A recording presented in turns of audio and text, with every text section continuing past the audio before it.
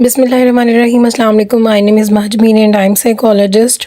आज हम जिस डिसऑर्डर को डिस्कस करेंगे वो है पोस्टपार्टम डिप्रेशन डिसऑर्डर, जो कि टाइप है डिप्रेसिव डिसऑर्डर की। इसके अलावा तमाम डिप्रेसिव डिसऑर्डर्स की और इसके अलावा बाकी सब डिसऑर्डर की वीडियो का लिंक आपको डिस्क्रिप्शन में मिल जाएगा। फर्स्टली हम देखेंगे कि पोस्टपार्टम डिसऑर्डर है क्या। पोस्टपार्टम डिसऑर्डर जिसे पीपीडी कहा जाता है, और ये एक ऐसी मेडिकल कंडीशन है जो कि एक वुमेन फेस करती है जब बेबी बर्थ होता है। ठीक है, जब कोई बच्चा पैदा करती है कोई भी औरत, तो वो ये सिम्टम्स हैं जो कि ये डिसऑर्डर है जिसके साथ वो फेस करती हैं। मोस्टली वुमेन्स इसको फेस करती हैं और बहुत कम ऐसा होता है कि लोग इसको फील करते हैं और इसको सीरियसली लेते हैं। लेकिन अगर ये सिम्टम्स शो हो रहे हों तो हमें इसको मज़ीद और ज़रूर सीरियस लेना चाहिए और इसका ट्रीटमेंट भी करवाना चाहिए किसी साइकेट्रिस्ट या साइकोलॉजिस्ट के पास। इसमें क्या होता है कि जब बच्चा पैदा होता है तो जो वुमेन होती है इसको लॉन्ग टर्म के लिए सिम्टम्स आने लग जाते हैं। बहुत जल्दी सैड हो जाती है, एंजाइटी फ़ील करने लग जाती है, बहुत जल्दी छोटी-छोटी बातों पे परेशान हो जाती है और बहुत जल्दी थक जाती है। एनर्जी उसको ऐसे लगता है मेरी ख़त्म हो गई है बॉडी के अंदर। तो ये सब सिम्टम्स उसको शो होने लग जाती हैं आफ्टर बर्थ बेबी के। नेक्स्ट हम इसकी कॉजेज़ को देखते हैं कि किस वजह से ऐसा होता है। तो ये हर एक की लाइफ के अलग अलग एक्सपीरियंस होते हैं, हर एक की लाइफ की अलग अलग लाइफ हिस्ट्री होती है, तो इस वजह से उनको वो कॉजेज़ आ सकते हैं। जैसे कि अगर हिस्ट्री में किसी भी फ़ीमेल को डिप्रेशन की बीमारी होगी या वो इस डिसऑर्डर से पहले गुजर चुकी होगी तो उसको ये सिम्टम्स आ सकते हैं।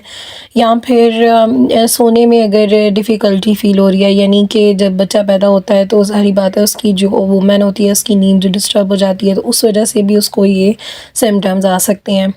फिर उसके अलावा क्या होता है कि सोशल सपोर्ट का इशू होता है कि बेबी बर्थ के बाद में भी उसको सोशल सपोर्ट नहीं मिल रही, इस वजह से उसको स्ट्रेस हो रहा है, उसको एंजाइटी की सिम्टम्स आने लग जाते हैं, डिप्रेशन के सिम्टम्स आने लग जाते हैं और कॉन्फिडेंट लूज़ हो जाता है। ठीक है, इसके अलावा उसके पास टाइम की कमी हो सकती है, अपने आप को टाइम नहीं दे पा रही और बहुत ज़्यादा बिज़ी रहती है, बच्चे को सँभालना फिर घर को सँभालना, इन सब इश्यूज़ की वजह से उसके ये सिम्टम्स आ सकते हैं पोस्टपार्टम डिसऑर्डर, यानी बेबी बर्थ के बाद वो कवर नहीं कर पा रही। इसके अलावा रिलेशनशिप जो है वो डिस्टर्ब हो सकता है कि बेबी बर्थ के बाद उसकी पार्टनर के साथ उसका रिलेशनशिप या उसके घर वालों के साथ रिलेशनशिप बहुत ख़राब हो रहा हो, इस वजह से उसको ये सिम्टम्स आ रही हैं जिसकी वजह से वो परेशान रिलेशनशिप का इशू हो सकता है। इसके अलावा ये हो सकता है कि कोई स्टांस यूज़ की हो, यानी कि कोई ऐसी मेडिसिन यूज़ की हो प्रेगनेंसी के दौरान जिसकी वजह से उसको ये सिम्टम्स आ रहे हों, या फिर ये हो सकता है कि वो ड्रग कोई यूज़ करती हो जिसकी वजह से उसको ये डिसऑर्डर आ सकता है, ये सिम्टम्स शो कर सकती हैं। इसके अलावा पोस्टपार्टम ब्लूज़ होते हैं कि आपको जो बॉडी के अंदर कोई भी जब बेबी बर्थ होता है तो केमिकल चेंजेस या कोई भी ऐसे हार्मोनल चेंजेस हो रहे होते हैं जिसकी वजह से सिम्टम्स आने लग जाते हैं डिप्रेशन के, और मे बी ये कॉज भी हो सकती हैं। और स्ट्रेसफुल लाइफ इवेंट हो सकता है, कोई भी ऐसा इवेंट जो स्ट्रेसफुल हो जिसकी वजह से ये सिम्टम्स आ रहे हों। फिर टायर्ड आफ्टर लेबर हो सकता है कि वो जो उसकी आफ्टर जो डिलीवरी के बाद उसको बहुत ज़्यादा टायर्ड हो गई हो अपनी डिलीवरी की वजह से, तो फिर भी उसको ये सिम्टम्स आ सकते हैं। इसके बाद हम सिम्टम्स को डिस्कस करते हैं। तो सिम्टम्स में क्या शो होगा कि जो इंडिविजुअल होगी, जो फीमेल होगी, वो ये रिपोर्ट करेगी कि मूड बहुत जल्दी डिप्रेस हो जाता है। ठीक है, और ये डिलीवरी के बाद हो रहा है कि मूड बहुत ज़्यादा से डिप्रेस्ड हो रहा है। फिर उसके बाद मूड स्विंग्स हो रहे हैं। मूड स्विंग्स में क्या होता है कि मूड बहुत जल्दी गुस्सा ज़्यादा हो जाता है, कि बहुत छोटी छोटी बातों पे गुस्सा आने लग जाता है, इरिटेबल मूड हो जाता है, और कभी मूड बहुत जल्दी ठीक हो जाता है फिर ख़राब हो जाता है। तो इस तरह उसकी मूड स्विंग्स हो रहे होते हैं। फिर ये क्या होगा कि बहुत ज़्यादा रोएगी। अगर वो बहुत ज़्यादा सैड हो गई है ना किसी भी बात से, तो छोटी छोटी बातों पे पहले तो गुस्सा आएगा, फिर वो उसको रोना आएगा और वो बहुत ज़्यादा बहुत देर तक रोती रहेगी। ठीक है, वो ये भी कंप्लेन करेंगी कि मुझे बहुत ज़्यादा रोना आता है।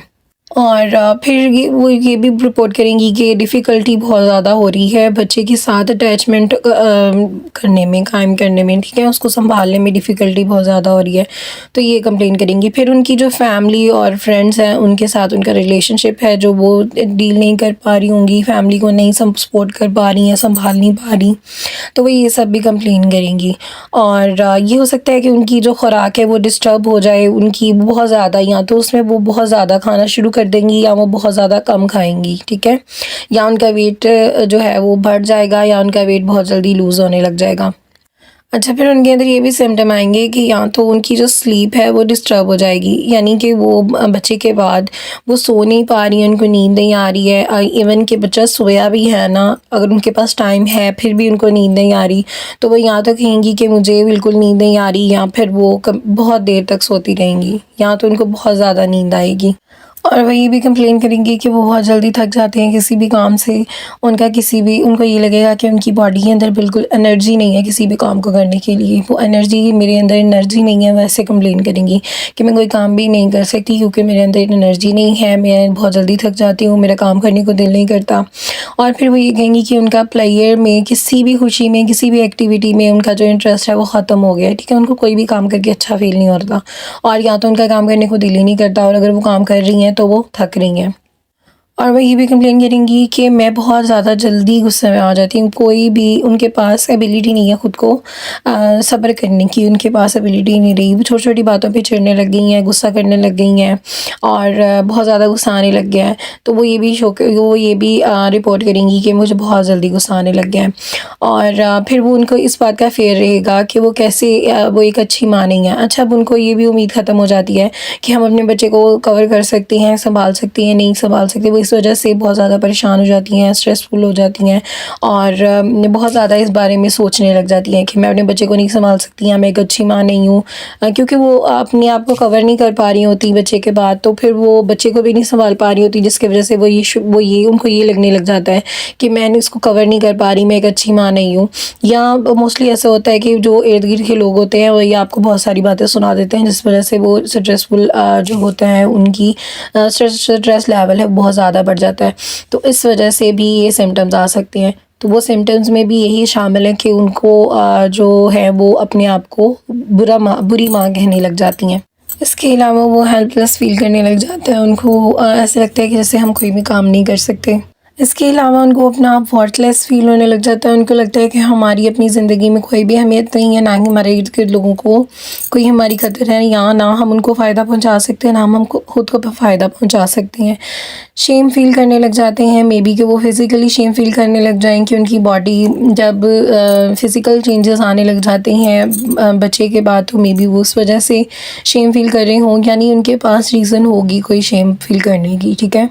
और फिर वो गिल्ट फ़ील करने लग जाती हैं, यानी कि कोई भी काम जो नेगेटिव उनके इर्द-गिर्द हो रहा होगा, कोई भी गलती हो रही होगी, वो यही बोलेंगी कि ये मेरी वजह से हो रहा है।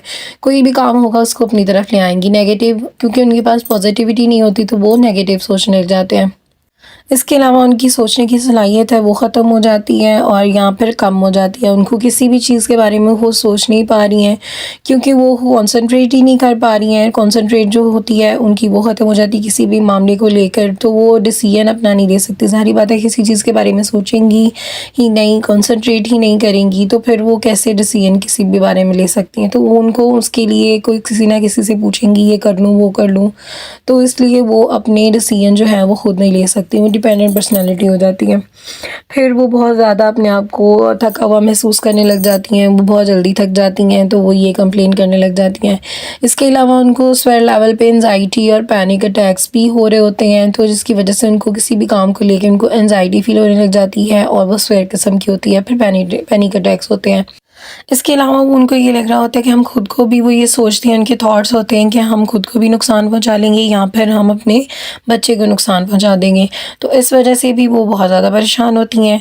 इसके अलावा जो स्वेयर लेवल पर होता है, उनको ये भी थॉट आ रहे होते हैं, मरने के थॉट्स आ रहे होते हैं, सुसाइड करना चाह रही होती हैं, तो ये सब सिम्टम्स भी उनमें शो हो रहे होते हैं।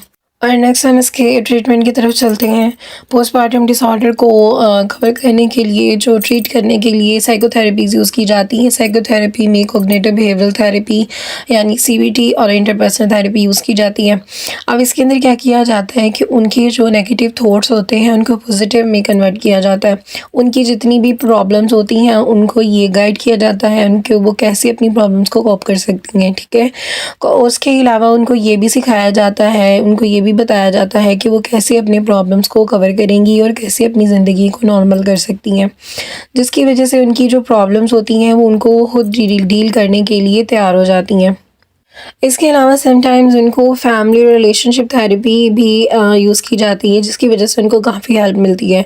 अब रिलेशनशिप थेरेपी इसलिए यूज़ की जाती है कि मे बी उनकी जो अगर उनकी हिस्ट्री में उनके पार्टनर के साथ कोई इशू होगा तो रिलेशनशिप थेरेपी के अंदर उनके पार्टनर के साथ, या मे बी उसके पार्टनर का कोई इतना इशू ना हो लेकिन ये फ़ील कर रही हो, तो उनके पार्टनर को उनके साथ बैठा के वो थेरेपी कर दी जाती ताकि वो लोग, उनके आपस की जो बॉन्डिंग है वो स्ट्रॉन्ग हो। इनको सबसे ज़्यादा सपोर्ट की ज़रूरत होती है, जिसकी वजह से फैमिली को भी थेरेपी में इन्वॉल्व किया जाता है, जिसकी वजह से फैमिली हेल्प करती है।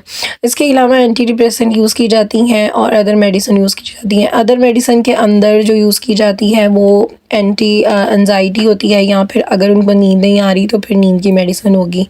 आज के लिए इतना ही। मज़ीद इन्फॉर्मेटिव वीडियोस के लिए वीडियो को लाइक करें, शेयर करें, चैनल को सब्सक्राइब करें और बेल आइकॉन को क्लिक करें। इंशाल्लाह मिलते हैं नेक्स्ट वीडियो में नेक्स्ट डिसऑर्डर के साथ। दुआओं में याद रखिएगा। अल्लाह हाफ़िज़।